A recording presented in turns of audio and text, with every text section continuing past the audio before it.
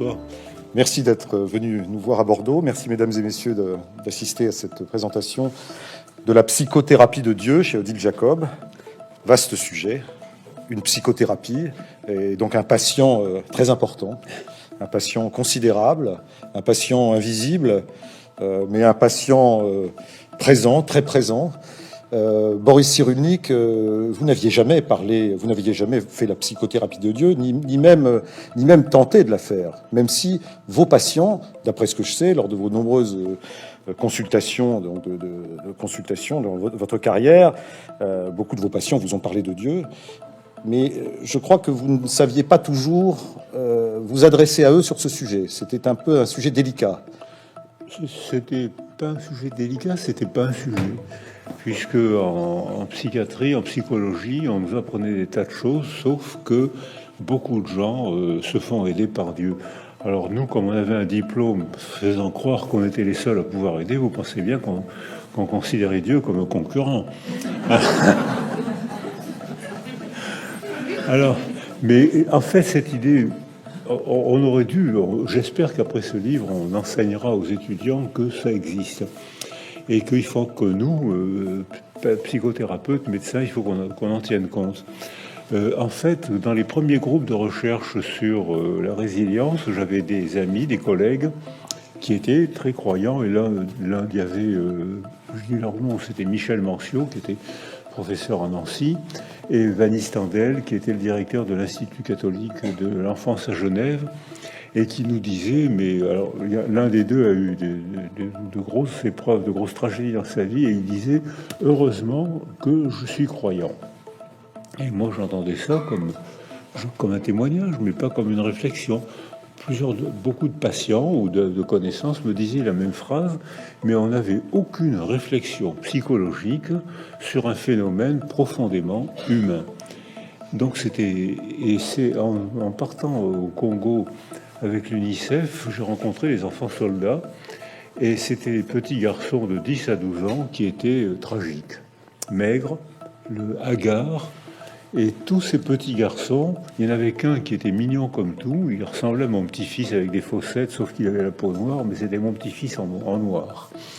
Il était mignon comme tout, et sauf lui qui voulait, c'était un enfant normal, parce que lui, il voulait être footballeur, donc c'était un enfant normal, et les autres qui étaient tragiques, me disait expliquez-moi pourquoi je ne me sens bien qu'à l'église. Aucune réponse possible. On n'avait jamais réfléchi à ça. C'était pas dans nos cours, c'était pas dans les cours de psychologie. C'est-à-dire que c'était un phénomène humain majeur et on n'avait aucune formation, réflexion psychologique. Donc, durant votre formation, vous le dites d'ailleurs, ma formation de neurologue et de psychiatre ne m'avait pas préparé donc à explorer cette piste pour évidemment aider les patients. Beaucoup de patients vous ont parlé de leur bien-être de croyants, leur pratique, vous ont parlé de leur pratique religieuse et du bien qu'elle pouvait leur faire, mais vous étiez jusqu'à présent en difficulté pour comment dirais-je, exploiter cela et leur donner des conseils, évidemment, et même analyser les bienfaits que pouvait représenter à la fois la pratique religieuse et aussi la foi elle-même, puisque les deux sont liés. Avant de rencontrer ces enfants soldats du Congo, que faisiez-vous de ces patients qui vous parlaient de Dieu? Vous leur disiez d'aller voir des confrères, vous leur disiez de persévérer dans leur pratique religieuse. Que leur disiez-vous? Rien. Puisqu'on n'avait pas de formation, on n'y pensait pas, c'était hors sujet. C'était hors sujet. On nous apprenait la clinique psychiatrique, la formation psychologique, la formation neurologique, puisque je suis un archéopsychiatre. J'ai été diplômé d'avant 68, c'est-à-dire qu'on nous apprenait le cerveau et on nous disait maintenant, tu peux faire une psychothérapie. Une quoi? Une psychothérapie. Donc on était formé comme ça. Donc je disais rien, j'entendais ça comme un témoignage. Et aujourd'hui, avec la réflexion que j'ai faite, pas seule, hein, notamment, maintenant il y a des chaires de psychologie, la religion. Parce qu'il faut bien préciser que c'est pas l'histoire de la religion. Il y a beaucoup de gens dans la salle qui connaissent la question mieux que moi. C'est pas l'histoire, c'est l'effet psychologique que fait la croyance en un Dieu. Donc, Maintenant, il y a au Québec, à l'Université catholique de Louvain, il y a des gens tout à fait performants qui sont meilleurs que moi, mais ça commence à peine. Donc je pense que maintenant, ça va faire une discipline. Et donc jamais jusqu'à la rencontre de ces enfants soldats du Congo, on ne vous avait posé le problème de façon aussi nette, aussi émouvante, peut-être aussi forte, aussi nette. Vous avez vraiment eu envie de savoir pourquoi ces enfants qui ne trouvaient de refuge, de repos et de résilience peut-être, en tout cas de secours, de paix, que dans une église, dans un rituel religieux, dans un cadre, le cadre sécurisant d'une pratique ou d'un lieu. C'est ça. C'est-à-dire que comme c'était hors sujet, j'entendais ça comme si un témoignage, mais pas une réflexion. Alors qu'on n'encourage pas, on comprend pas l'effet bénéfique et parfois maléfique, hein, parce que vous avez dit l'effet bénéfique qui est incontestable. On en parlait. Mais c'est pas du 100%. Hein. Donc, mais il y avait pas dans mes groupes d'ailleurs. Quand j'ai dit on va faire des groupes de recherche. Alors, les groupes de recherche, d'abord, on les a fait sur la biologie. Alors là, il y avait plein de gens qui voulaient venir travailler avec moi. Sur la psychiatrie, plein de gens. Sur la résilience, plein de gens. Sur la religion. Sur la quoi? Ben, là, on va réfléchir à ça, à ce phénomène. Mais t'es pas fou, non? Tu vas te faire assassiner. Alors ça, c'est un problème. C'est que encore maintenant, si tu cherches à comprendre l'effet psychologique de la croyance en Dieu, tu prends un risque. Encore maintenant, on me l'a dit il n'y a pas longtemps, il ne faut pas toucher à ça. Ça, c'est un problème qu'on va partager. Pourquoi s'il ne faut pas toucher à ça? Puisque c'est un problème humain. Et que j'étais thérapeute, j'étais médecin. Pourquoi il ne faut pas toucher à ça? Alors vous-même, donc vous constatez, je ne sais pas si vous faites personnellement l'hypothèse de Dieu, mais en tout cas vous constatez la croyance en Dieu. Alors vous citez des chiffres qui sont évidemment étourdissants. Nous sommes 7 milliards et demi d'hommes et de femmes sur la Terre, environ 500 millions, calculez-vous à peu près 500 millions d'athées, et puis le reste de la population mondiale, d'une façon ou d'une autre, donc est impliqué dans une croyance ou un rituel religieux, ce qui fait 14 pour 1. Hein. C'est alors énorme. Voilà, c'est les chiffres qu'on voilà, donne. Ce sont des chiffres que vous avez empruntés à l'OMS, je crois. C'est les chiffres qui traînent dans la littérature, mais c'est des ordres de grandeur. Ça veut dire, j'aurais pu le dire autrement, j'aurais pu dire 90% des êtres humains croient à Dieu et 10%. Là aussi, ça aurait été les ordres. Avec évidemment dans notre Occident et spécifiquement en France, évidemment une situation un peu particulière, puisque chez nous, évidemment, le phénomène de la non-croyance, de l'athéisme, de l'agnosticisme ou de la non-croyance est notoirement plus répandu qu'en Afrique, qu'en Amérique latine, qu'en Amérique du Nord ou qu'en Asie. Voilà, on sait... Alors, l'Occident est actuellement le médaille d'or de l'athéisme, et notamment les pays d'Europe du Nord. Et même, par exemple, le Canada, qui était très catholique il y a eu une génération, en une génération, il n'y a pas eu de conflit, il n'y a pas eu de bagarre, les enfants se sont détachés de la religion, alors qu'il y a une ou deux générations, c'était un pays très croyant. Et on voit le contraire d'ailleurs, depuis que le mur s'est effondré, parce que la religion était combattue de l'autre côté de l'autre, c'était considéré comme c'était interdit. Quand je travaillais en Roumanie avec Violeta Stan, les enfants avaient des blouses dans l'esprit démocratique, pourquoi pas, et ils avaient un numéro sur la blouse. Et quand quelqu'un surprenait un enfant qui rentrait dans une église, il suffisait de repérer son numéro et de téléphoner au commissariat. Et les parents étaient convoqués au commissariat et les enfants n'étaient plus pris à l'école et la répression administrative commençait. Donc les pays de l'autre côté du mur, c'était l'opium du peuple. Et donc c'était combattu par la police. Et Violeta Stan a eu des grandes difficultés. Elle est psychiatre. Et son mari est neurologue. Ils ont fait le couple parfait, un neuropsychiatre. Et ils ont eu de grandes difficultés parce qu'ils étaient croyants, orthodoxes. Mais dans le cas de cet athéisme d'État qui existait aussi donc en URSS, dans les pays dont vous parlez, ces pays donc avaient substitué à Dieu évidemment d'autres figures paternelles, enfin, d'autres figures d'autorité. Alors je ne sais pas, Staline, Ceausescu, donc la pensée unique également. Donc avec également, on aurait pu, j'imagine, à ce moment-là, écrire une psychothérapie de Staline, comme vous faites une psychothérapie de Dieu, c'est-à-dire en quoi la croyance unique dans un petit père des peuples peut être un cadre sécurisant pour la psyché humaine. Alors, il y avait notre Père qui est aux cieux, de ce côté du mur, du côté libéral, et il y avait le petit père des peuples du côté stalinien. Et il était adoré. Et encore maintenant, j'étais en Roumanie il n'y a pas longtemps, s'il y avait des élections aujourd'hui, 60% des Roumains voteraient pour Ceausescu. Il y a sûrement des Roumains dans la salle. Et 56% des Russes voteraient pour Staline, encore aujourd'hui.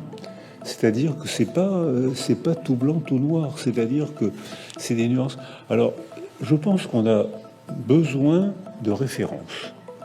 C'est-à-dire qu'un être humain seul n'existe pas. Un être humain seul ne peut pas être. Pour que je devienne humain, j'ai besoin d'un autre. Et à ce moment-là, donc c'est un paradoxe de la condition humaine. Seul, je n'ai aucune chance de me développer, même si je suis génétiquement totalement sain. Je ne peux devenir moi-même que s'il y a un autre. Alors, quand on a besoin de références, ben, ça fait partie de la condition humaine. Alors, ces références dans l'Occident chrétien, c'est Dieu ou Jéhovah. Maintenant, il faut ajouter Mahomet. Dans l'autre côté, c'était Staline, c'était Lénine, c'était Marx. Donc, ça veut dire quand même que... Mao, bien entendu. Alors, Mao, j'étais en Chine... alors là, j'ai du mal à comprendre. J'étais au Japon et en Chine. Il y a sûrement des gens dans la salle qui ont été au Japon et en Chine. C'est absolument délicieux. Les Japonais, c'est un peuple délicieux. Ils sont gentils, ils sont polis. C'est agréable de travailler avec eux. Et puis, je vais en Chine ensuite, et je vois des immeubles, je vois d'une richesse choquante. Surtout que il y avait une pauvreté choquante aussi. Les deux vont ensemble d'ailleurs. Il y avait une pauvreté choquante. Et il m'explique, mais non, nous, on croit en Mao, on est resté communiste. Alors, ça m'étonne un peu. Non, c'est le communisme libéral. Si quelqu'un peut m'expliquer ce que c'est que le communisme libéral, je suis preneur. Alors, vous avez parlé donc de la nécessité pour un homme pour se construire, évidemment, de le faire dans un cadre et de le faire dans la relation, dans la psychogénèse de l'idée de Dieu, puisque c'est un peu de ça qu'il s'agit. Vous parlez beaucoup de l'attachement, hein, c'est-à-dire que selon vous, rentrer en contact avec Dieu, c'est d'abord une forme de mimétisme qui est lié à mimétisme. Corrigez-moi si j'emploie, c'est pas un mot que j'ai lu sous votre plume, mais en tout cas c'est une forme de c'est très très lié au contact, à la niche, au berceau affectif qu'un petit homme entretient avec, alors évidemment avec sa mère forcément, mais pas uniquement, avec également le milieu social dans lequel il va baigner pendant ses premières années et qui va lui donner telle ou telle orientation, le préparant ou pas à avoir une relation avec Dieu et une relation qui peut être de nature différente. Alors le mot mimétisme, c'est bien sûr René Girard, que je côtoyais, avec qui j'avais des relations d'estime et d'affection. C'est un mot, et lui il a travaillé beaucoup la fonction mimétique de la société et de la religion. Mais moi, je n'ai pas employé ce mot. En revanche, je cherchais à comprendre comment on accédait à Dieu, comment, pas tout le monde, mais certains, accèdent à Dieu et l'effet que ça fait, comment on peut apprendre Dieu. Et je propose 3 schémas. Le schéma majoritaire, c'est on apprend à aimer le Dieu de sa culture parce qu'on aime sa mère et parce qu'on parle. C'est-à-dire que le fait de parler, ça permet, rien qu'avec des articulations sonores, une convention sonore, de rendre présent quelque chose qui est totalement impossible à voir. C'est-à-dire qu'en parlant, je rends présent une représentation. Et cette représentation, me provoque des sentiments que j'éprouve dans mon corps. Donc les gens, les croyants, quelle que soit leur religion, n'ont pas besoin de preuves de l'existence de Dieu, puisqu'ils le sentent. Moi, je n'ai pas besoin de vous donner de preuves que je respire. Je n'ai pas besoin de vous donner de preuves que ma tension est normale. Enfin, j'espère. D'où le fait, et j'ouvre et je ferme la parenthèse, d'où le fait que ceux qui sont privés de parole sont également privés de Dieu. Les autistes ne peuvent découvrir Dieu que quand ils parlent, et les encéphalopathes, il y a 1000 formes d'encéphalopathie. Il y a alors je vais dire son nom parce qu'il l'a dit en public lui-même, hein. Alexandre Jolien, vous voyez qui c'est? C'est-à-dire que c'est un gars que j'ai connu, je l'ai connu au début. Et même, j'ai participé un peu à sa notoriété, moins que Jean-Claude Guilbeault, qui lui a joué un grand rôle en le publiant. Enfin, je l'ai beaucoup aidé. Et au début, je l'ai connu quand il parlait pas. Il sortait d'une institution, il pouvait pas parler. Et il a appris à parler. Et ses livres, il était d'une intelligence extrême, mais on pouvait pas le savoir. Il parlait pas. Il écrivait pas. Il parlait pas. Il apprenait à parler en se mettant devant un miroir et en répétant des mots sans arrêt. Et puis ses livres ont eu beaucoup de succès. Il a été incroyablement invité à des tribunes. Et maintenant, je peux vous assurer qu'il parle, hein, parce que pour le faire taire, maintenant, il faut... Donc, il a fait des progrès. Hein. Et donc, ça veut dire que un bébé a un objet sensoriel que plus tard, il appellera maman.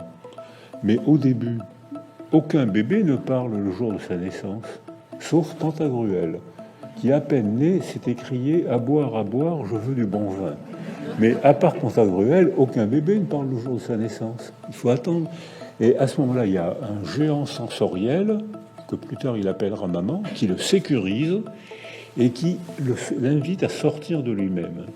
Et quand il parle, c'est-à-dire entre le 20e et le 30e mois, schématiquement, hein, ça dépend des enfants ou des cultures, mais c'est à peu près comme ça, quand il parle, maman, qui transmet la religion, et officiellement dans la religion juive, mais aussi dans d'autres religions, maman lui parle de quelqu'un qu'on ne peut pas percevoir et qui pourtant protège, qui pourtant indique la voie, qui punit si on fait des bêtises et qui structure la représentation mentale de l'enfant.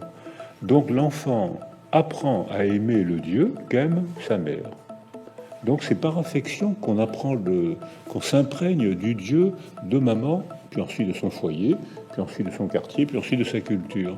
Mais ça et alors à l'adolescence, bien sûr, ça se remet en cause. On peut garder la foi de ses parents, elle peut se diluer, comme j'ai pris l'exemple du Canada, mais j'aurais pu prendre l'exemple de l'Italie et de l'Espagne, qui étaient follement chrétiens, croyants, et qui en une génération, ça s'est presque éteint en une génération.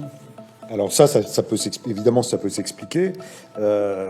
L'hypothèse que vous faites, c'est que c'est évidemment relié aux besoins de Dieu, c'est-à-dire que dans une culture, j'allais dire, de gens repus, de gens nantis, de gens repus, de gens en paix. Vous avez parlé de société en paix.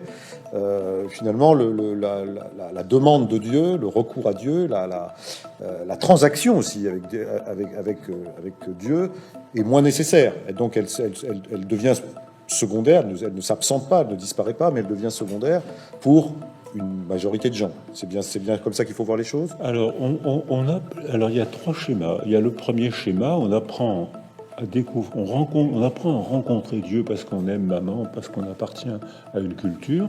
Si vous naissez en Égypte aujourd'hui, vous avez quand même sacrément plus de chances de devenir musulman que bouddhiste. Parce que dans votre foyer, dans votre culture, c'est comme ça qu'on apprend que les musulmans... Vous deviendrez aussi chrétien si vous êtes copte. Voilà. Et alors, il y avait des chrétiens au Proche-Orient, il y en a beaucoup moins. Hein. Ils sont nombreux.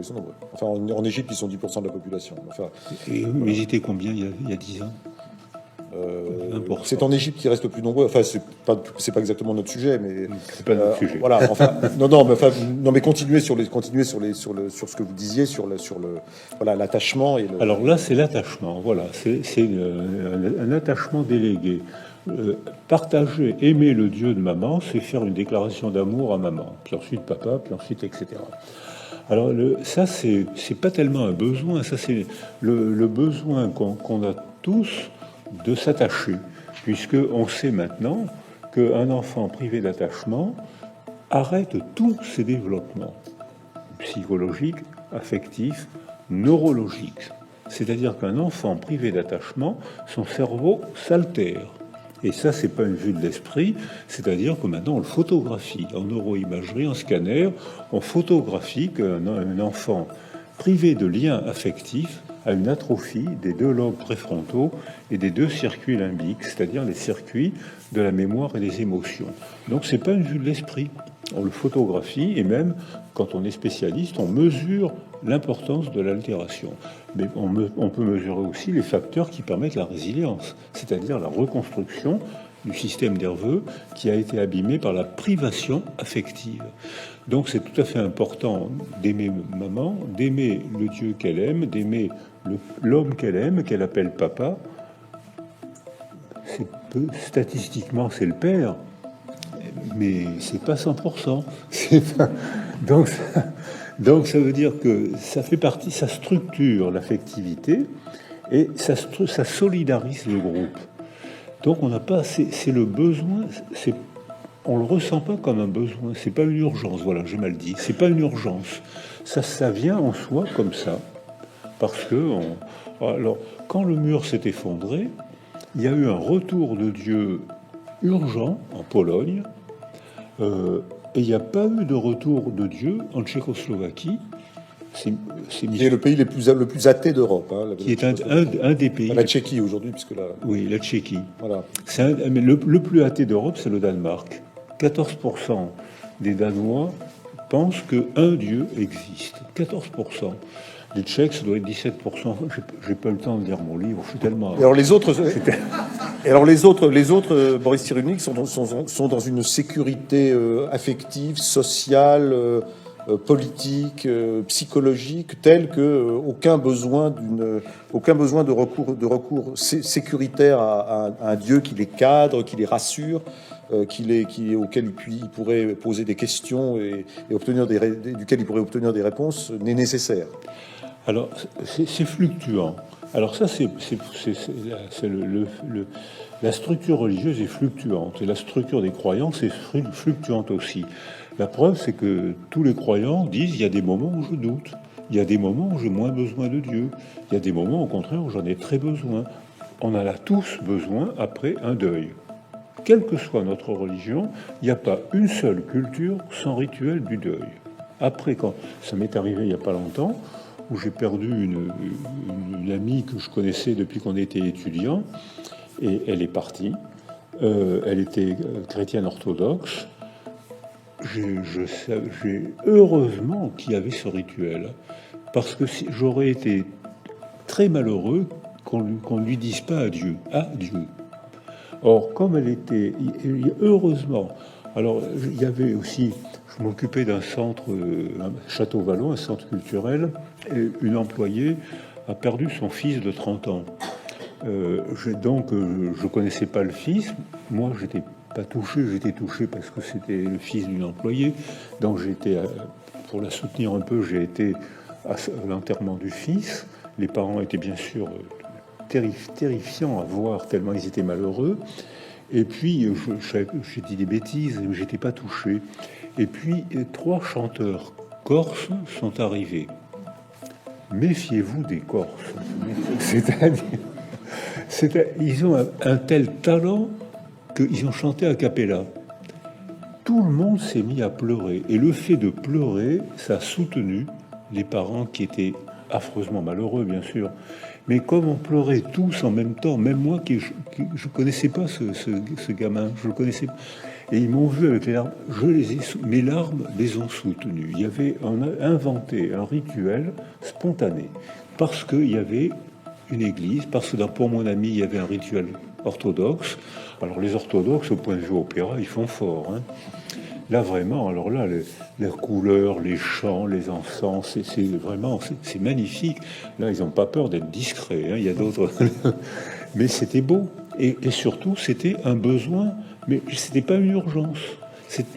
Donc la pratique religieuse, donc dans le cadre d'un deuil, mais dans d'autres circonstances, la pratique religieuse et la foi elle-même, donc sont des réconforts, sont d'une certaine façon des médecines de l'âme. Mais vous allez beaucoup plus loin puisque vous dites que la pratique religieuse, l'évocation de Dieu, le recours à Dieu, a des effets sur le psychisme. Et alors vous m'avez même dit, c'est même pire que ça. Entre guillemets, dire que ça modifie le fonctionnement même du cerveau. Alors expliquez-nous un peu comment ça marche, parce que quels sont les mécanismes qui font que penser à Dieu, s'adresser à lui, partager un rituel religieux avec d'autres croyants ou non croyants, en quoi est-ce que ça peut modifier mon psychisme, en quoi ça peut interagir avec la façon dont mon cerveau peut fonctionner. Ça vous paraît étonnant ? Non, mais enfin, je suis curieux de savoir peut-être comment ça marche. Par quel mécanisme très concret ça passe. Beaucoup de gens sont étonnés par ce que j'ai écrit plusieurs fois. Alors, je l'ai écrit volontairement. Je n'ai pas voulu faire un chapitre de neurologie de la croyance en Dieu parce que, d'abord, ça aurait été un peu trop austère. Et puis ensuite, parce que j'ai lu des publications qui parlaient de la zone cérébrale de Dieu. Il n'est pas question de ça du tout, hein, pas du tout. Mais il est question de montrer de manière très facile à comprendre que une représentation modifie le métabolisme. Si je vous insulte, je fais une représentation verbale. Et vous allez pâlir de colère, votre tension va monter parce que la représentation verbale de mes mots vont vous choquer et modifier votre métabolisme. Si je vous fais un compliment, vous allez rougir. C'est-à-dire que... De plaisir. De plaisir, évidemment. C'est-à-dire que c'est une autre représentation qui va provoquer la sécrétion d'autres substances qui vont dilater vos cerveaux, vos vaisseaux, vos joues, vos cerveaux, et qui vont vous faire rougir. Donc c'est une banalité, et ça on l'a tous vécu, ça. Donc on voit qu'une représentation verbale, une représentation agit sur le corps. C'est donc une grande banalité, ça. Mais maintenant, avec la neuroimagerie, on peut le voir à l'intérieur du cerveau, c'est-à-dire que on peut voir comment une représentation modifie la manière dont le cerveau fonctionne. Par exemple, si vous avez il y a eu des expérimentations qui ont été faites essentiellement par Eleanor Maguire à Londres et par Mario Beauregard à Montréal, qui sont tous les deux spécialistes en neuroimagerie. Et le dispositif d'observation est très simple. Monsieur, madame, vous croyez en Dieu? Oui. Est-ce que vous voulez mettre votre tête, votre corps dans cette casserole? La casserole, c'est un énorme truc qu'on appelle un scanner, une résonance magnétique nucléaire, un truc énorme. J'en ai passé un. Ça fait un peu de bruit, mais c'est pas toxique, c'est pas dangereux. Et puis, monsieur, madame, vous êtes croyant, mais installez-vous dans la casserole. Monsieur, madame, vous n'êtes pas croyant, installez-vous dans cette autre casserole. Vous avez eu des moments difficiles dans votre vie. Oh oui, j'ai été collé au bac, j'ai beaucoup souffert. Racontez-moi, dans ma famille, mon père était furieux, ma mère était honteuse. Et quand les gens racontent un souvenir triste, alors là, c'est le bac, il y a des souvenirs plus tristes dans la vie, hein. Mais bon, c'est l'exemple. On voit qu'à la base du cerveau, il y a une amande de neurones qu'on appelle l'amygdale rhinencéphalique, qui est le socle neurologique des émotions intenses, de colère, de frayeur, d'angoisse intense. Et on le sait parce que quand il y a des tumeurs, des accidents, les gens ne peuvent plus contrôler leurs émotions. Et là, on voit que quand l'évocation d'un souvenir douloureux augmente la consommation de sucre dans ces neurones-là, ça dégage de la chaleur, un ordinateur le capte et le traduit en couleur rouge, et on voit les deux amandes passer au rouge quand les gens évoquent un souvenir triste ou douloureux. Ah bon, vous êtes croyant? Oui. Est-ce que vous voulez faire une prière comme vous le faites régulièrement puisque vous êtes croyant?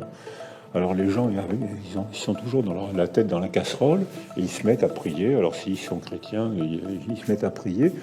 on voit presque instantanément l'amande des émotions intenses se calmer, le rouge s'éteindre, et les deux circuits des neurones des émotions et de la mémoire consommer de l'énergie, c'est-à-dire que les gens, en langage psychologique, on dirait, ces gens-là, des croyants, dès qu'ils se mettent à prier, régulent leurs émotions.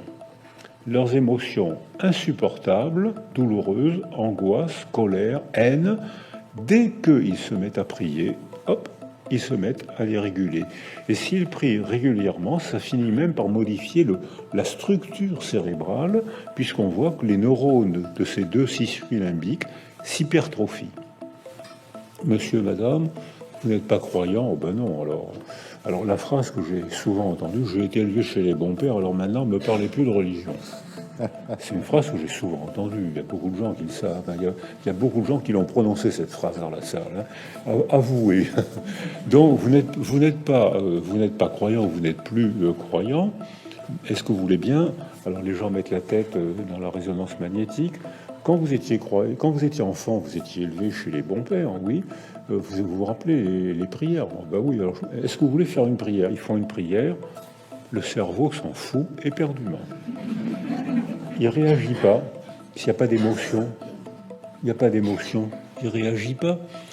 On a photographié, on a la preuve que une représentation, la prière, alors la prière, c'est devenu tellement automatique que finalement les gens n'ont même plus la sensation d'une représentation de mots. Ils accèdent directement à une sensation de Dieu. Ils sont en communication, comme ils le disent eux-mêmes, en communication avec Dieu. Et nous, on voit avec nos machines, on voit qu'ils sont en communication avec Dieu, puisqu'ils reprennent possession de leur monde intime, ils se remettent à posséder, à réguler leurs émotions, alors que le non-croyant, il peut réciter ce qu'il veut, ça n'a aucun effet. Alors, on a compris au travers de ce que vous avez dit jusqu'à présent, et puis à la lecture de votre livre, que vous ne vous prononcez pas sur la question de l'existence de Dieu. C'est pas votre propos. Dieu seul le sait. Voilà, l'existence de Dieu. Cela dit, la question que je voudrais vous poser, c'est est-ce que vous considérez que Dieu, le Dieu dont vous parlez, qui est le Dieu des hommes en général, c'est-à-dire qu'il y a différentes acceptions, différents courants religieux. Est-ce que c'est purement, de votre point de vue, une construction culturelle, psychique, sociale, donc une sorte de cathédrale de mots, d'objets, de représentations, d'idées, ou est-ce qu'il faut faire une hypothèse d'une force, d'une véritable force qui peut expliquer que ces constructions soient validées, c'est-à-dire presque par l'expérience du croyant. C'est-à-dire le croyant, vous le dites à plusieurs reprises, le croyant, il a une sensation profonde d'être non pas dans une construction abstraite, dans un rapport abstrait, mais d'être physiquement en présence de Dieu, enfin de Dieu, ou en tout cas de cette force qu'il appelle Dieu. Et voilà. Donc est-ce qu'on est purement dans une construction culturelle, psychique, sociale, ou est-ce qu'on est sur un phénomène plus large où du coup la question de l'existence de Dieu peut se poser? Moi, je la pose. Voilà, vous la posez pas. Moi, je la pose pas. Vous la posez pas, mais quand même, néanmoins, évidemment, elle est en transparence. Oui, mais c'est pour celui qui cherche l'existence de Dieu. Mais là, moi, je réponds pas. Je me suis même pas posé la question. C'est-à-dire que c'est un livre sur l'effet psychologique de la croyance en un Dieu. Mais je me prononce pas sur il existe, il n'existe pas. En revanche, votre question, alors la cathédrale de mots, ça c'est bien. Je vous citerai. Je vais la replacer, mais c'est une belle expression. Mais ça permet de faire la distinction entre la spiritualité et la religion. Quand on est être humain, quelle que soit sa culture, quelle que soit sa religion, tous les êtres humains ont accès à la spiritualité, même les non-croyants. Il y a une spiritualité laïque. Il y a des gens qui éprouvent un sentiment de beauté devant le simple fait, le miracle d'être. Mettre un bébé au monde, voir un coucher de soleil. Alors là, c'est vraiment d'une grande naïveté, mais moi, de voir un coucher de soleil, je me dis, mais c'est un miracle, hein. Il y a des couchers de soleil qui donnent une sensation de miracle.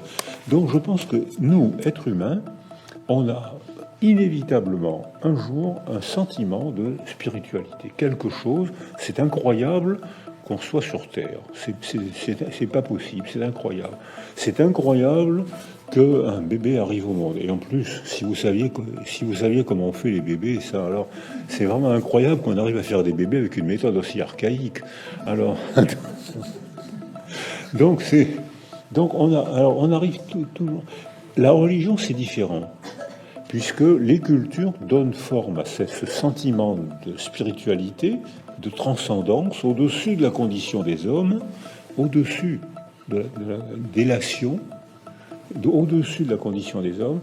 On peut le nommer Dieu, Jéhovah, moi-même, Allah. On lui donne 1000 mots différents, 1000 noms différents. Et les cultures donnent des structures culturelles différentes qu'on appelle les religions. Et là, même une religion, même quand elle prétend respecter les principes fondamentaux, évolue, puisqu'elle est vivante. Les croyants évoluent, il y a des moments où ils croient, des moments où ils croient moins, des moments où ils ont besoin, des moments où ils ont moins besoin. Eh bien, c'est pareil pour la religion. La religion, les chrétiens chinois que j'ai rencontrés sont chrétiens, ils n'ont pas les mêmes rituels et ils n'ont pas la même manière de croire que les chrétiens sud-américains, que les chrétiens africains. Les chrétiens chinois sont imprégnés de la philosophie, des philosophies asiatiques. Donc, alors j'étais au Japon, j'ai été amusé par une réflexion que j'ai souvent entendue. On arrive au monde, on est shintoïste. Ah bon? Et pourquoi? Parce qu'on attache notre culture, attache de l'importance à la filiation, donc le shintoïsme attache beaucoup d'importance, donc on est shintoïste. Et puis quand on tombe amoureux et quand on se marie, on est chrétien. Vous, les shintoïstes, vous êtes chrétien? Oui. Mais pourquoi est-ce que vous êtes chrétien? C'est tellement romantique. Et puis quand la mort approche, on est bouddhiste. Ah bon? Et pourquoi vous êtes bouddhiste? Eh bien, parce que grâce à la métempsychose, la mort devient tout à fait relative. Alors, donc, ils changent de religion sans aucun problème, puisque pour eux, c'est une philosophie religieuse. Alors, passer du shintoïsme à la chrétienté, alors vraiment, pour eux, ce n'est que du plaisir.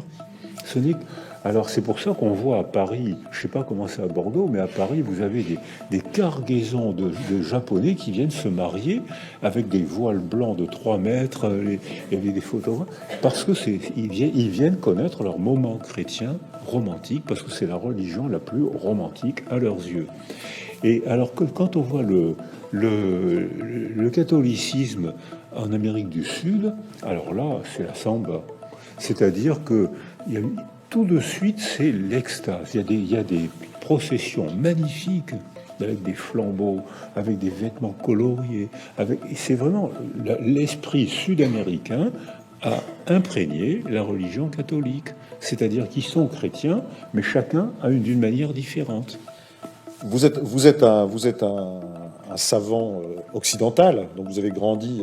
Occidental, oui. Vous êtes occidental, donc vous avez grandi, vous avez été formé dans ce qu'on appelle le dualisme, c'est-à-dire il y a une âme, il y a un corps. Descartes, m'avez-vous dit, donc on est le grand responsable, responsable entre guillemets. Coupable, vous avez dit. Voilà, donc nous a peut-être un peu scindé en deux. Voilà, donc est-ce que vous écririez la même chose si vous étiez un savant japonais, un savant africain, ou disons venant d'une culture, d'une ère de civilisation où on n'a pas la même tendance à séparer radicalement l'âme du corps, où on les conçoit peut-être de façon un peu plus soudée l'une à l'autre. Est-ce qu'à ce moment-là, on peut écrire la même psychothérapie de Dieu? Est-ce que c'est pas plus facile de faire une psychothérapie de Dieu quand on est dans une civilisation qui ne sépare pas autant l'âme du corps? Alors, je pense que on peut écrire la psychothérapie de Dieu si on lit Spinoza. C'est-à-dire si on pense que le corps et l'âme, c'est la même chose.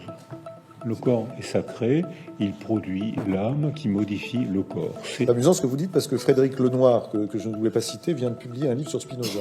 Qu'est-ce Voilà, qu'il est spécialiste bien, des religions, vient d'écrire sur Spinoza. C'est un hasard. Non, c'est un gars, il est remarquable. Oui, voilà. Alors, non, alors qu'on peut, si on lit Spinoza et si on est convaincu par les arguments de Spinoza, je pense que quand on est médecin, neurologue, psychiatre, comme je l'ai été pendant toute ma vie, je le pratique plus, je suis formé comme ça, je pense que on est facilement spinoziste. Alors, Descartes a marqué la culture occidentale de manière bénéfique et de manière maléfique. En séparant le corps et l'âme, il a rendu service à la science dure, à la physique, à la chimie et à la médecine expérimentale, puisque grâce à Descartes, on a pu faire des autopsies et découvrir comment un corps fonctionnait. Donc, fait bénéfique, et puis surtout, c'est la méthode cartésienne qui caractérise notre culture, l'analyse, aller creuser son sillon, réintégrer dans un ensemble. Le principe de non-contradiction, donc l'esprit scientifique. L'esprit scientifique. Merci Descartes. Pas merci Descartes pour la psychologie, puisque pour Descartes, la psychologie n'a pas de substance. L'âme n'a pas de substance et n'a pas d'étendue. Donc comment on peut faire une étude scientifique de quelque chose qui n'a pas de substance, qu'on ne peut pas manipuler, on peut pas faire de population, on ne peut pas disséquer, on peut qu'y croire. Alors donc là, Descartes a empêché, a retardé le développement de la psychologie scientifique. Il croit à l'homme-machine, Descartes. Alors il croit en l'homme-machine, il croit en l'homme-machine, et surtout, donc il croit en la machine. Homme et animal, ou animal et animal. Donc, comme on peut disséquer un homme, mais seulement quand il est mort, en revanche, on peut disséquer un animal et le faire mourir en le disséquant. Donc, cette cruauté cartésienne a rendu service aux êtres humains, puisque ça a fondu. Ça a fondé, oui. Fondé, c'est un lapsus. S'il y a des psychanalystes dans la salle, ça reste entre nous. Ça sort pas de la salle. Fondu. Ça a fondé. Ça a fondé l'esprit scientifique. Mais alors j'ai des amis philosophes qui me disent, mais non, Descartes, c'est aussi le fondateur de la psychosomatique. Tiens, j'ai pas lu ça comme ça. Et ils m'ont envoyé des pages de Descartes, que sûrement des gens dans la salle connaissent, où on voit que l'âme, sans substance et sans étendue, donc non observable, non manipulable, est amarrée au corps par la bite de l'épiphyse. La bite, c'est un terme de marine, à quoi vous avez pensé là. C'est-à-dire que comment on peut amarrer quelque chose qui n'a pas de substance? Comment on peut l'amarrer à la matière? Ça me paraît totalement... C'est pas ce qu'il appelait la glande pinéale? C'est la glande pinéale. La glande pinéale, c'est ça, oui, c'est une petite glande qui, paraît-il, fonctionne plus et qui est entre les deux hémisphères cérébraux. Bon, ça me paraît incohérent, impossible. En revanche, Spinoza, lui, je vais lire Lenoir. Si j'avais su, je vous l'aurais apporté. Ah oui. Et parce que, quand on est en bout de quelques décennies de pratique de ce curieux métier, je me disais, mais non, il y a des moments où un individu croit et d'autres ne croient pas. Il y a des cultures qui évoluent avec des croyances rigides, et puis tout d'un coup, en une génération, sans révolution, les enfants ont une croyance ouverte, une croyance souple. Peut-être que leurs petits-enfants redécouvriront une croyance rigide, comme on le voit par exemple en Occident. Vous avez dit, c'est une idée que j'ai retrouvée dans beaucoup d'études, et que les pays occidentaux, c'est là où il y a le plus d'athéisme, y compris aux États-Unis, où c'était mal vu d'être sans Dieu aux États-Unis. Et bien maintenant, l'athéisme se développe aux États-Unis. En revanche, on voit que les enfants aujourd'hui, les enfants de ces parents sans Dieu, leurs enfants redemandent à ce qu'on leur explique et à ce qu'on les aide à découvrir Dieu. Alors on voit des petits chrétiens dont les parents étaient très décontractés, et les petits et c'est les enfants qui demandent à ce qu'on leur explique le catéchisme beaucoup mieux. On voit des enfants juifs qui vont demander au rabbin quels sont les rituels que les parents ont oubliés. Et c'est les enfants de 10 à 12 ans qui vont apprendre les rituels juifs à leurs parents. Alors, en même temps, donc, il y a un phénomène culturel. Très mouvant. Un phénomène mouvant. Mouvant, oui. Il y a un phénomène culturel mouvant qui fait que de même qu'un individu ne croit pas toujours en Dieu de la même manière, les cultures ne croient pas toujours en Dieu de la même manière. Alors vous remarquez à plusieurs reprises dans le livre que les bénéfices entre guillemets de la religion sont nombreux, les bénéfices en tout cas de la pratique religieuse. Alors on a parlé de médecine, on a parlé de thérapie, donc pour des personnes qui sont en détresse psychique, ou donc évidemment la pratique religieuse peut être un recours, mais en fait vous développez aussi l'idée des bénéfices de la pratique religieuse dans le cadre de la socialisation et du fonctionnement ordinaire d'une société, c'est-à-dire c'est un ciment, c'est une façon de tenir ensemble, c'est une façon de se perpétuer, c'est une façon de se comprendre. Ça a beaucoup de bénéfices. Alors peut-être aussi quelques inconvénients, mais peut-être commencer par les bénéfices, à les recenser. Alors oui, je pense que ça apporte beaucoup de bénéfices. Alors là, je quitte l'individu et on va rentrer dans la famille et dans la culture. Ça apporte des bénéfices au groupe. D'abord parce que si j'ai découvert un Dieu qui était celui de ma mère, puis ensuite celui de mon groupe, si vous croyez au même Dieu que moi, au même Dieu que ma mère ou que mon père, je me sens en familiarité avec vous, et la familiarité, c'est le tranquillisant naturel, donc culturel. C'est-à-dire que dès l'instant où on est en familiarité, les rituels ont pour cette fonction de se donner rendez-vous pour essayer de rencontrer Dieu. La prière, les enfants, la musique, les chants, etc. Donc, ce sentiment de familiarité, il est très important parce qu'on voit chez les enfants d'aujourd'hui, dans notre culture, les enfants qui n'ont pas de familiarité, parce que leur famille est en difficulté, parce qu'il y avait un conflit familial, parce qu'il y avait la précarité sociale, où les parents n'ont pas l'esprit à s'occuper des enfants, parce qu'il y avait la guerre, parce qu'il y avait l'abandon, etc., parce que la vie est souvent cruelle. Ces enfants sans familiarité se sentent toujours à l'étranger. Donc, et pour eux, toute information est une agression. Et quand on le voit même, alors ça aussi on voit là en neuroimagerie, on voit que ces enfants qui ont été isolés précocement, ils ont, comme je l'ai dit tout à l'heure, une atrophie bifrontale, puisque leurs lobes préfrontaux ne sont pas stimulés par la vie quotidienne. Jouer, parler à un bébé, c'est important. Hein, même s'il ne comprend pas le contenu des mots, mais il comprend qu'on s'adresse à lui, c'est un événement important. Donc si pour une défaillance familiale, la mort de la mère, une tragédie familiale, ou pour une défaillance culturelle, absence de rituels culturels, religieux ou laïques, absence de rituels de rencontre, de lieux de parole, s'il y a une défaillance autour de ces enfants, leur cerveau est altéré. Et on sait maintenant que dans ces quartiers sans culture, les enfants arrivent au monde avec une modification frontale et limbique nette. Et là, je vais citer Shaul Harel, avec qui on travaille régulièrement, et qui est professeur de neurologie à Tel Aviv. Et il a fait une population de 170 femmes enceintes qui consultaient après les attentats, femmes israéliennes et palestiniennes, qui consultaient après les attentats, qui ne manquent pas dans ces régions. Et sa publication, c'était avant l'effondrement de la Syrie, parce que l'effondrement de la Syrie a des retombées sur tous les pays à côté. Et ces 160, donc ces femmes consultées pour syndrome psychotraumatique. Donc elles étaient en difficulté, les psychologues les ont entourées, et lui, étant neurologue, a fait une neuroimagerie aux 170 bébés qu'elles ont mis au monde.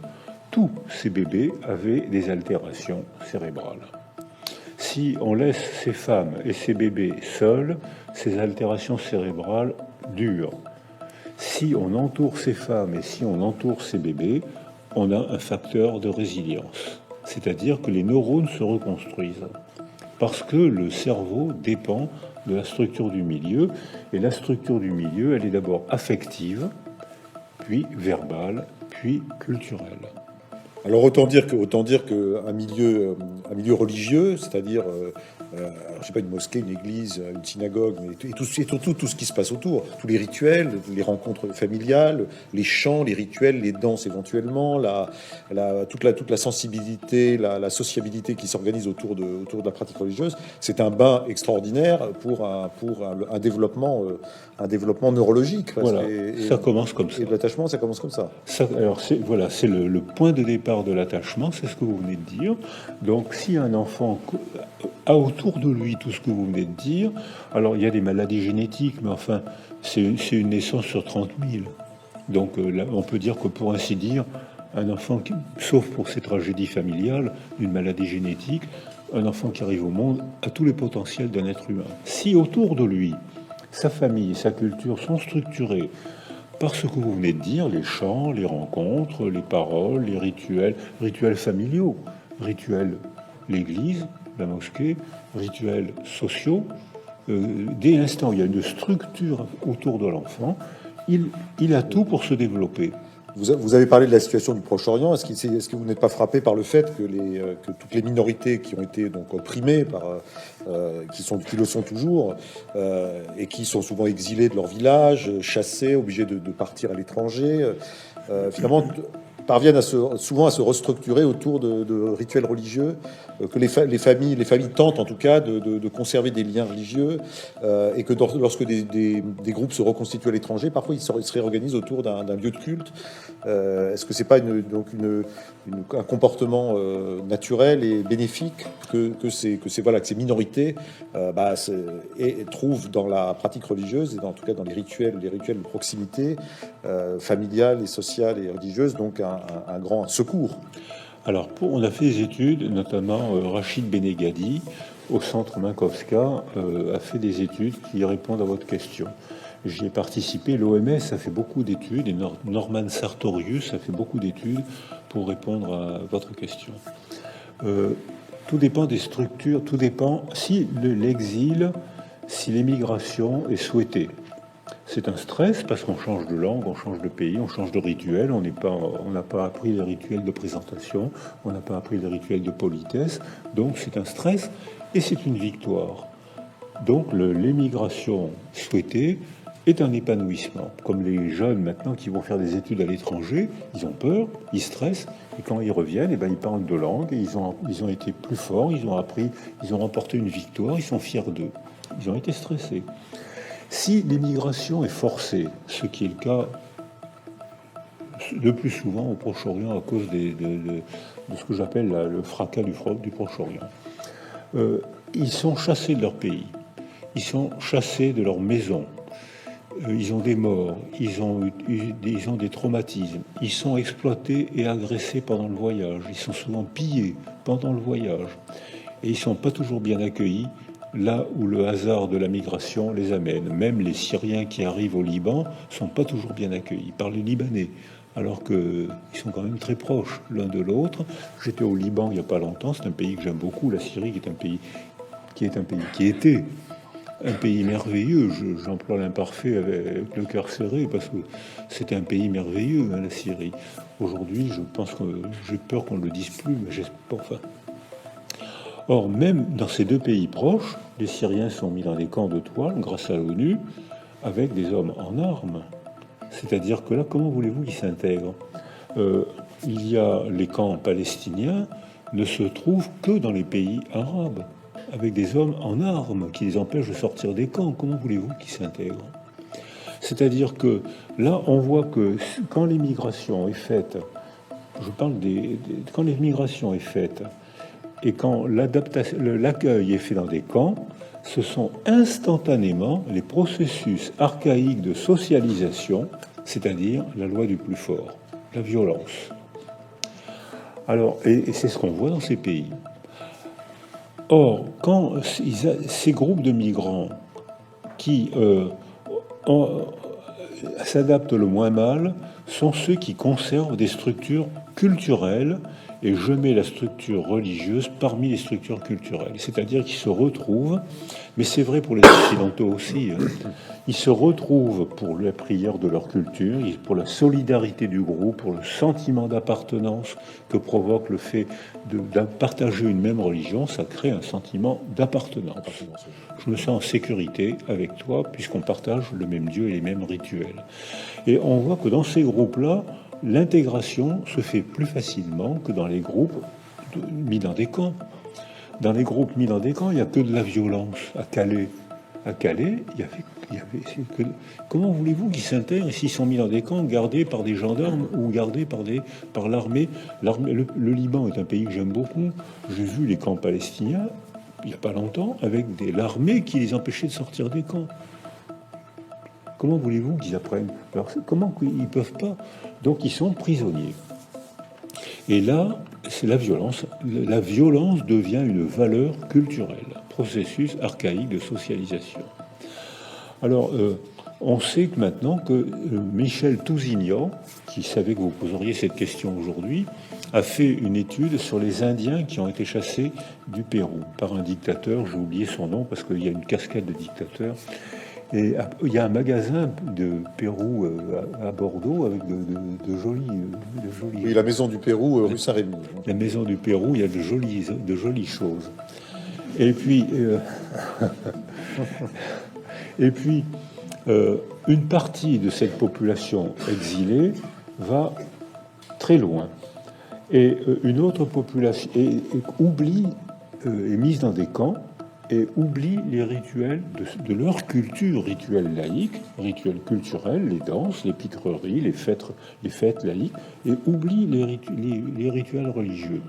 Un autre groupe reste près de la frontière, protégé, et garde ces rituels laïques, ces rituels sportifs, ces rituels de guitare, ces rituels et ces rituels religieux. C'est pour ça que j'englobe tout dans le mot culturel. Oui, oui. Et puis le dictateur tombe, les dictateurs, c'est ce qu'ils ont de mieux à faire, c'est de tomber. C'était Taylor. Et le dictateur tombe, et les Indiens sont autorisés à rentrer chez eux. Ceux qui avaient gardé les rituels laïques et religieux et culturels se sont réintégrés en quelques années. Ils ont refait un village qu'ils ont appelé Esperanza. Et ils ont repris une culture modifiée par le traumatisme, mais il y a eu très peu de délinquance, très peu de suicides, très peu d'alcoolisme. Ils ont refait une culture. L'autre groupe qui a été déculturé, je souligne le mot... Déraciné aussi. Alors déraciné, mais je souligne le mot déculturé, privé de culture, parce qu'en France, il y a des quartiers déculturés. L'autre groupe qui a été déculturé, quand ils ont été autorisés à rentrer chez eux dans leur pays, ils ont fourni un nombre très élevé de suicides, de violences, d'alcoolisme. Ils avaient perdu toute leur culture. C'est pour ça que je souligne le mot déculturé. Donc on voit comment la tradition... Alors, l'évolution s'associe à la tradition. S'il y a une tradition qui n'évolue pas, se pétrifie. On l'a vu pour le Japon ancien, qui était complètement sclérosé et qui s'est effondré au cours de la Seconde Guerre mondiale. Les Américains les ont aidés à s'effondrer. Mais c'était une culture complètement sclérosée quand même. Un jour ou l'autre, il y aurait eu une révolution. Et s'il n'y a pas de tradition, on a une déculturation. Donc c'est pour ça que le mot mouvant que vous avez employé permet de répondre à cette question. De même qu'il y a des mouvances dans la croyance individuelle, il y a des mouvances dans la croyance du groupe, il y a des mouvances culturelles aussi. Et ça, il faut donc une filiation, comme me l'ont expliqué les Japonais, une filiation qui n'est pas rigide, et puis qui peut s'adapter et qui peut évoluer. Et toutes les cultures, toutes les religions évoluent, même celles qui prétendent ne pas évoluer.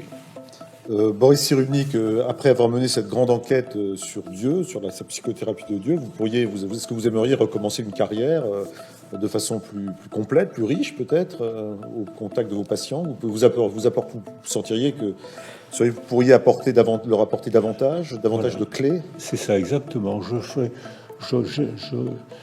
La psychiatrie est un métier difficile à faire, hein, parce que il faudrait accompagner les patients, ce qui se fait dans la psychothérapie, mais les lois actuelles ne semblent pas encourager les jeunes à faire ça. Mais enfin, si j'avais à refaire, je referais le même métier parce que ça a été une passion, un moment, ça a été passionnant, et j'ajouterais ce chapitre. C'est-à-dire que monsieur, madame, si vous n'êtes pas croyant, si vous êtes sans Dieu, il y a de quoi faire quand même. On va se débrouiller, il y a une spiritualité laïque, on va se débrouiller avec ça. Mais si vous êtes croyant, on va utiliser cette croyance en Dieu, c'est une force que vous avez un sentiment d'appartenance, vous avez un sentiment de transcendance. Méfiez-vous, si vous restez dans une croyance barricadée, communautariste, si vous restez entre vous, vous risquez de faire une tragédie, c'est-à-dire le mépris de ceux qui n'ont pas le même Dieu que vous. Et ça, dans toutes les religions, on voit que ce phénomène se fait, puisque toutes les religions closes, barricadées, arrivent un jour à mépriser celle qui ne croit pas au même Dieu qu'elle. Et là, la religion a évolué de manière perverse. C'est-à-dire que le mot pervers, lui aussi, les mots évoluent aussi, ils ne désignent pas toujours la même chose. Quand j'étais étudiant en médecine et en psycho, on nous apprenait que était pervers celle qui a des relations sexuelles sans avoir l'intention de faire un enfant.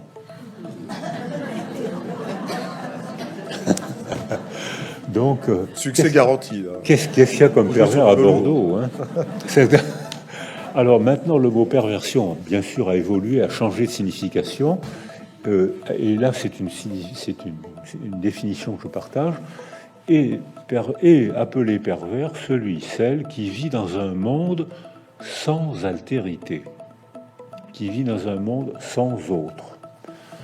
Un seul Dieu existe, le mien. Vous n'avez pas le même Dieu que moi, vous méritez la mort. Vous êtes un mécréant, vous êtes un malcroyant. Donc si vous mourrez, c'est moral, c'est plutôt bien, je suis plutôt content. Je viens de tenir un raisonnement pervers. Je suis content de votre souffrance. Je viens de tenir un raisonnement sadique. Votre souffrance m'amuse et me fait plaisir. Je viens de tenir un raisonnement sadique. Donc c'est vrai pour les croyances sacrées, c'est vrai pour les religions profanes, le communisme, ce que vous m'avez fait dire tout à l'heure, c'était pas Dieu, mais c'était des demi-dieux, c'était des hommes supérieurs aux autres hommes. Staline, Lénine et Marx savaient tout. Donc ils étaient c'était quand même le Montparnasse, un peu au-dessus des hommes. C'est vrai. Pour remarquer que j'ai pas cité Freud. C'est vrai pour Freud aussi. C'est-à-dire que si la psychanalyse évolue, et il y a parmi les psychanalystes des psychanalystes qui refusent d'évoluer, mais c'est pas vrai, parce que la psychanalyse a évolué. Il y a des tas de valeurs de la psychanalyse de Papa Freud qui sont abandonnées aujourd'hui. Qui parle de la horde primitive aujourd'hui? Plus personne. On sait que les anthropologues ont démontré que là, Papa Freud s'est mis le doigt dans l'œil jusqu'au coude. C'est-à-dire, il y a plein Eros Thanatos qui parlent de Thanatos. Les psychanalystes ne sont pas d'accord sur Thanatos. Il y a plein de mots où la psychanalyse a évolué.